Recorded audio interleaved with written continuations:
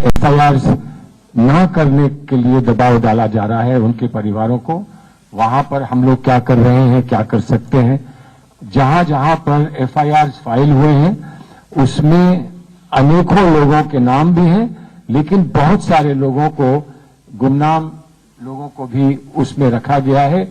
उसमें इस लक्ष्य से रखा गया है कि एक खुला उन पर उत्पीड़न का उनको एक मौका मिल जाए, पुलिस को जिसको चाहे घेर लें और जिसको चाहे उसको हिरासत में ले लें, गिरफ्तारी कर लें और उसको फिर मैजिस्ट्रेट्स के सामने प्रोड्यूस करें। तो हमने इसके लिए जो तैयारी की है उसी संदर्भ में हम लोग यहाँ आज दिन भर मौजूद रहे हैं। सभी वकीलों ने बैठकर इस संघर्ष को करने के लिए और उसको सपोर्ट करने के लिए एक रूपरेखा बनाई है। उस रूपरेखा के माध्यम से हम लोग तत्काल काम करेंगे। इसमें हमको हाईकोर्ट के सामने जाने का भी हमारा निर्णय है कि जहां हाईकोर्ट में पीआईएल्स फाइल हो चुके हैं वहां पर हम इन दस्तावेजों को लेकर भी हाईकोर्ट के समक्ष इनको रखेंगे और उनसे ये अपेक्षा करेंगे कि हाईकोर्ट इस पर कहीं ना कोई कार्रवाई ऐसी कर दे ताकि आज जैसा दमन चारों तरफ फैला है हमारे प्रांत में, हमारे उत्तर प्रदेश में, उस पर रोक लगाई जा सके और दूसरे प्रांत फिर हमारे प्रांत में जो कार्रवाई हुई है उसको देखकर आगे वैसी ही कार्रवाई कर सके। मैं इन्हीं शब्दों के साथ आप लोगों का आभार प्रकट करता हूं और मैं अभी फिर वापस माइक मोना जी को देता हूं। अब मैं Shrimati Priyanka Gandhi ji, general secretary in charge Uttar Pradesh से मैं अनुरोध करूंगी, क्योंकि उन्होंने ही इस पूरे जो आज ये आयोजन है, कार्यक्रम है, जिसलिए हम सब उत्तर प्रदेश के महामहिम राज्यपाल के यहाँ पहुंचे, जिसमें श्री पीएल पुनिया जी, श्री प्रमोद तिवारी जी, आचार्य प्रमोद कृष्णन जी, हम सब लोग हमारे उत्तर प्रदेश कांग्रेस कमेटी के अध्यक्ष के नेतृत्व में आज डेलीगेशन लेके गए थे। मैं श्रीमती प्रियंका गांधी जी से अनुरोध करूंगी, हम सब लोग हमारे उत्तर प्रदेश कांग्रेस कमेटी के अध्यक्ष के नेतृत्व में आज डेलीगेशन लेके गए थे। मैं श्रीमती प्रियंका गांधी जी से अनुरोध करूंगी कि वो आप लोगों को संबोधित करें।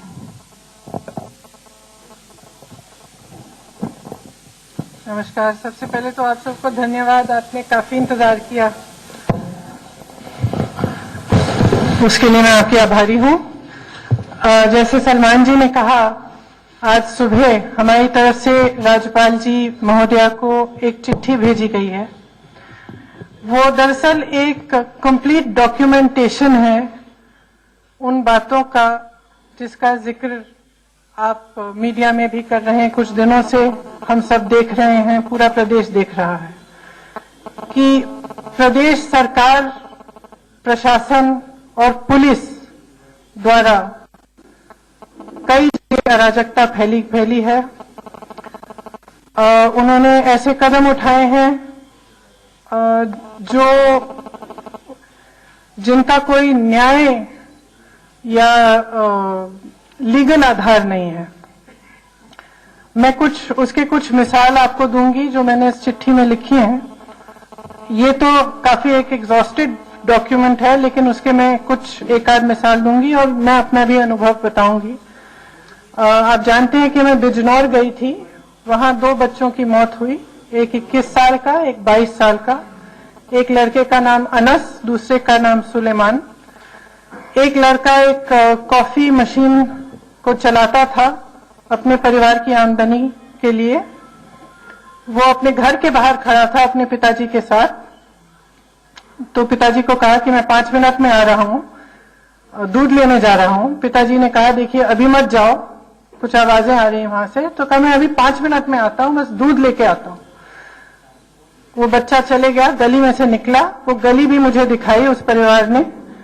पिताजी ने 10 मिनट इंतजार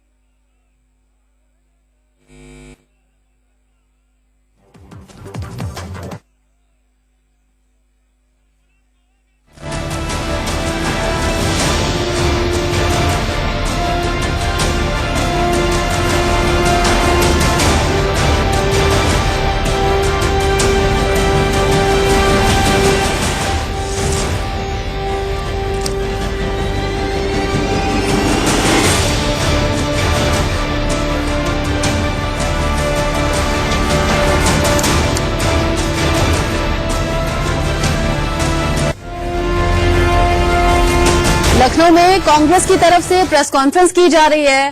कांग्रेस महासचिव प्रियंका गांधी को आप सुन रहे थे। कहना उनका यह है कि उत्तर प्रदेश पुलिस चाहे प्रताड़ना करे, चाहे परेशान करे, चाहे पीटे, लेकिन हम कुछ नहीं कर सकते। हमने मिलकर राज्यपाल से शिकायत की है। राज्यपाल आनंदीबेन पटेल से आज कांग्रेस की तरफ से एक प्रतिनिधिमंडल मिला, मुलाकात की और पूरी घटना के बारे में जानकारी दी। साथ ही साथ बिजनौर का जिक्र प्रियंका गांधी ने किया, जहां पर 2 बच्चों की मौत हो गई। उत्तर प्रदेश में जो कुछ चल रहा है, चाहे वो कानून व्यवस्था है, चाहे वो अभी हाल ही में हुई प्रियंका गांधी के साथ हुई घटना है, जिस तरीके से प्रियंका के साथ धक्का मुक्की हुई, प्रियंका गांधी का कहना यहां तक था कि मेरा गला दबाया गया, मुझे धकेला गया, मैं गिर गई। उत्तर प्रदेश पुलिस प्रताड़ना कर रही है, हम प्रताड़ना का शिकार हो रहे हैं। हालांकि वो बात अलग है कि उत्तर प्रदेश पुलिस की तरफ से और उस महिला पुलिसकर्मी की तरफ से ही सफाई ये दी गई कि मैं तो सिर्फ प्रोटेक्ट कर रही थी, मेरी तरफ से उन्हें धक्का नहीं दिया गया।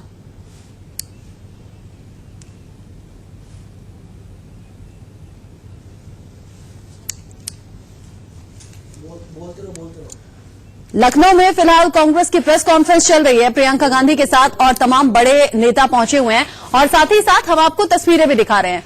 तस्वीरें उस वक्त की है जब प्रियंका गांधी पहुंची थी, जब उन्होंने कहा था कि पुलिस ने उनके साथ बदसलूकी। मतलब उनके घर से ही दिखता है कि किस तरह के इंसान थे। कमरे में सिर्फ किताबें रखी हैं, आईपीएस में रहे। घर से ये दिखा कि एकदम कोई मतलब एक ऑनेस्ट इंसान का घर था, ये दिख रहा था।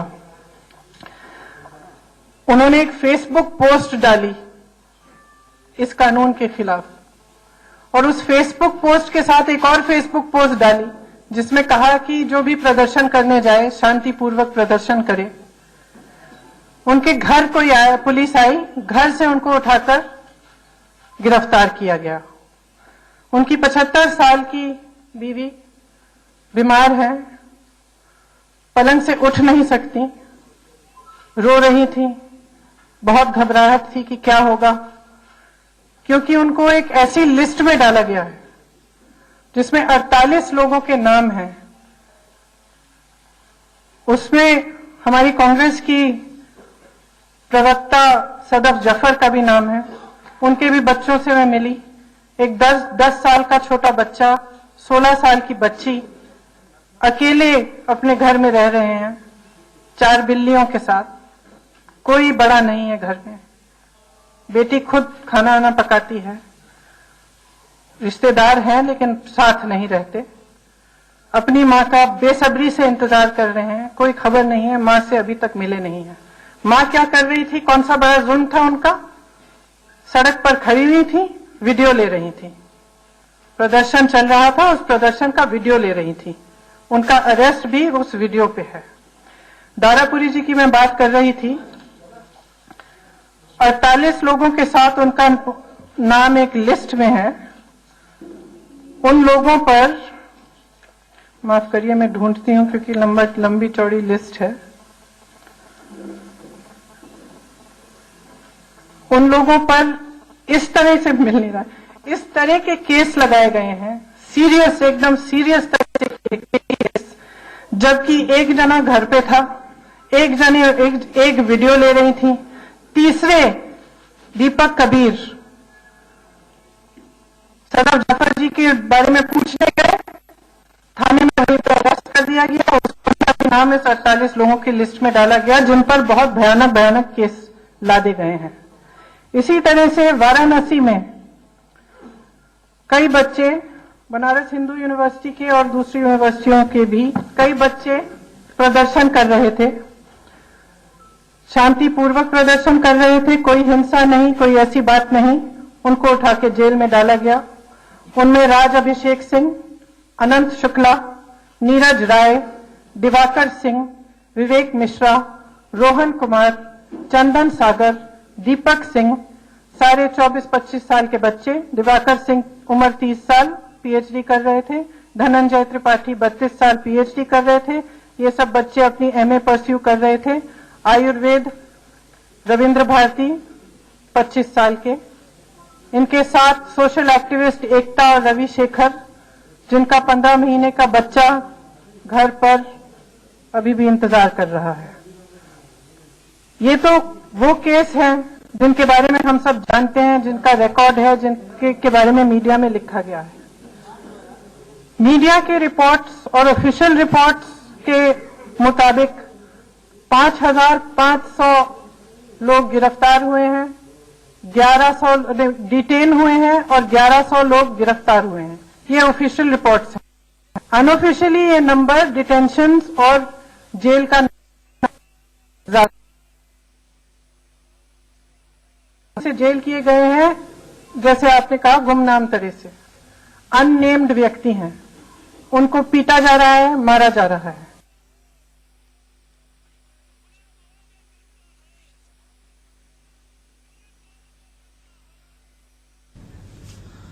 प्रियंका गांधी को आप सुन रहे हैं। लखनऊ में बाकायदा प्रेस कॉन्फ्रेंस की जा रही है और कांग्रेस का कहना यह है कि उत्तर प्रदेश में जो स्थिति है फिलहाल, जो अराजकता फैली हुई है, उसके पीछे सरकार और पुलिस दोनों का हाथ है।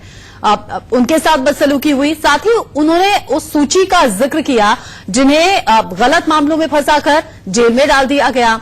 उन्होंने उस बात का भी जिक्र किया कि आखिर कैसे बिजनौर में 2 बच्चों की मौत हो गई। पुलिस ने बिजनौर के सुलेमान को मारा। साथ ही उन्होंने उन नामों का जिक्र किया उम्र के साथ कि इन लोगों को बेवजह फंसाया गया है। अगर कोई अपनी बात रखता है, लोकतांत्रिक देश में हम रहते हैं, और अगर अपनी बात रखना गुनाह है तो फिर सोचने वाली बात है। उत्तर प्रदेश में पुलिस और सरकार की वजह से ही अराजकता का माहौल है। प्रियंका गांधी राज्यपाल से भी मिली हैं। प्रियंका गांधी ने बताया कि राज्यपाल से मिलकर शिकायत की गई है, अपनी बात रखी गई है। साथ ही साथ इस बीच प्रियंका गांधी पर भी गंभीर आरोप ये लग रहे हैं। प्रियंका गांधी के लिए कहा जा रहा है कि जो उनका सुरक्षा नियम था, सुरक्षा घेरा जो था, उसे उन्होंने तोड़ा, उसमें उन्होंने छेड़छाड़ की। इस वजह से जो सीआरपीएफ के जवान तैनात थे, उन्हें प्रियंका गांधी को रोकना पड़ा। प्रियंका गांधी बार बार कह रही हैं कि उनके साथ बदसलूकी हुई, उनका गला दबाया गया। इस मामले में सीआरपीएफ की तरफ से जवाब दिया गया है, रिपोर्ट बाकायदा सौंपी गई है। फिलहाल लखनऊ में पहुंची हैं प्रियंका गांधी बाकी कांग्रेस के बड़े चेहरों के साथ, बड़े नेताओं के साथ, और प्रेस कॉन्फ्रेंस के जरिए जानकारी दी जा रही है कि आखिर अगला स्टेप अब कांग्रेस का क्या होगा। हालांकि इससे पहले तमाम तरह के मार्च निकाले गए, प्रदर्शन कांग्रेस के जरिए देश भर में किया गया। कांग्रेस के जरिए बार बार एनआरसी और सीएए का जिक्र होता है, और इसी बीच जब देश भर में प्रदर्शन चल रहा था तो प्रियंका गांधी लखनऊ में पहुंची थी। दारापुरी के घर वो पहुंची थी। साथ ही साथ उन्होंने उन कार्यकर्ताओं का जिक्र किया जिन्होंने अपनी बात सोशल मीडिया के माध्यम से रखी थी, जिन्हें अलग अलग आरोपों के तहत अलग अलग धार्मिक आध्यात्मिक परंपरा का है, हिंदू धर्म का चिन्ह है। उस धर्म को धारण करिए। उस धर्म में रंज, हिंसा और बदले की भावना की कोई जगह नहीं है, ये कहना चाहती हूं मैं।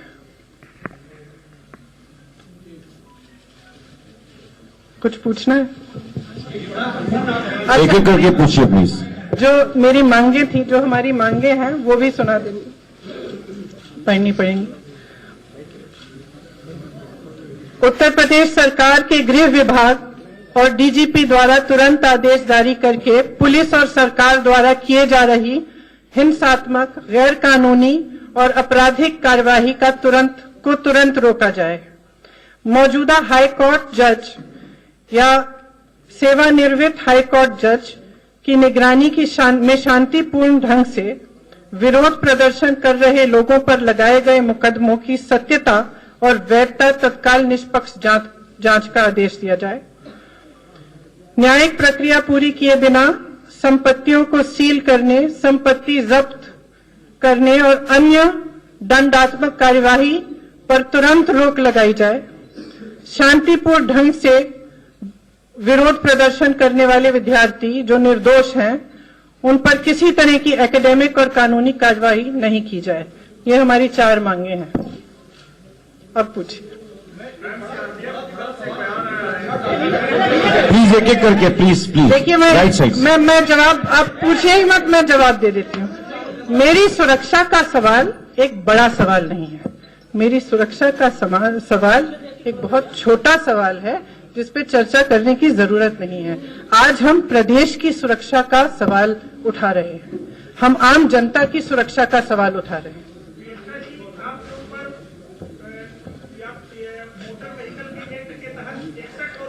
क्या फिजूल की बातें करते हैं? यहाँ आपके प्रदेश में कितने बड़े बड़े मुद्दे हैं, आप प्लीज सोचिए कितने बड़े बड़े मुद्दे हैं। हाँ तो ठीक है, लगा दिया तो लगा दिया, लगाने दीजिए, क्या बात। प्रियंका गांधी की बातों में जो सार नजर आया वो ये कि सीएए को लेकर जिस तरीके से विरोध हो रहा है उस पर बेकार की धाराएं लगाकर, उल्टे सीधे मुकदमे लगाकर लोगों को फंसाया ना जाए। शांतिपूर्ण तरीके से अगर अपनी बात रख रहे हैं तो अधिकार होना चाहिए। साथ ही उन्होंने कहा कि धर्म राजनीति करने की नहीं बल्कि धारण करने की चीज है। आगे बढ़ते हुए देख लेते हैं इस वक्त की हेडलाइन।